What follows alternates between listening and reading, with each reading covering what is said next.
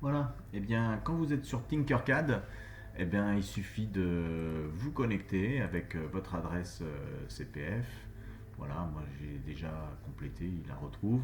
Ah non, il faut que voilà, vous mettez votre adresse CPF, votre identifiant, votre mot de passe, et vous vous retrouvez devant cet espace. Vous, ce qui vous intéresse. Alors peut-être que vous, sur votre premier onglet, vous pouvez cliquer sur Lessons et il vous donnera des leçons pour découvrir les choses si vous êtes curieux. Moi, je les ai déjà faites, donc il ne me les fait pas apparaître. Mais surtout, vous allez cliquer sur Circuit, parce que c'est ça qui nous intéresse.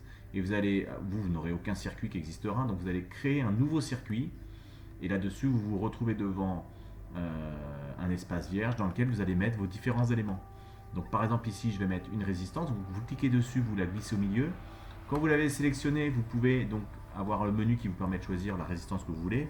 Par exemple, je veux une résistance de 500 ohms. Et puis quand vous avez la résistance ici, vous pouvez la tourner avec le bouton en haut. Voilà, très facile. On va mettre une résistance avec une LED à côté. Voilà. Et puis une petite pile. Allez hop, c'est parti.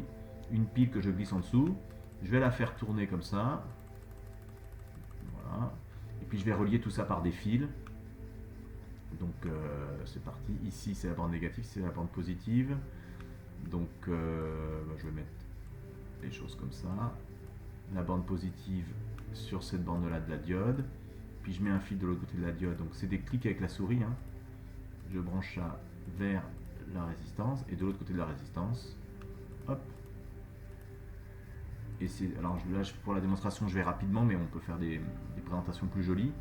Et ensuite vous cliquez sur Start Simulation pour voir effectivement que la diode va briller dans ce cas-là.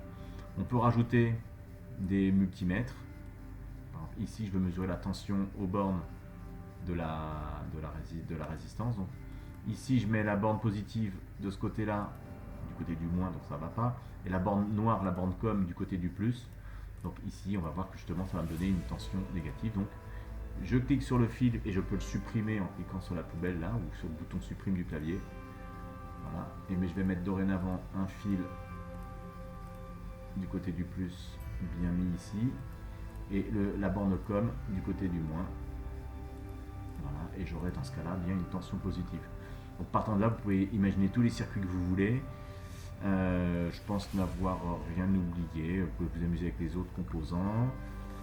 Quand vous êtes sur cet appareil-là, vous pouvez choisir entre mesure de tension avec voltage ou mesure d'intensité si vous mettez en série. Ça c'est intéressant. Et puis vous pouvez vérifier tout plein de choses. Voilà les bases pour réaliser le montage. Après, vous pouvez nommer votre montage avec votre nom, votre prénom. Par exemple, montage loi d'émail. Vous mettez votre nom, votre prénom. Comme ça, vous pourrez peut-être le partager plus tard. Il faut vous entraîner à ça. Voilà, petite démo très simple.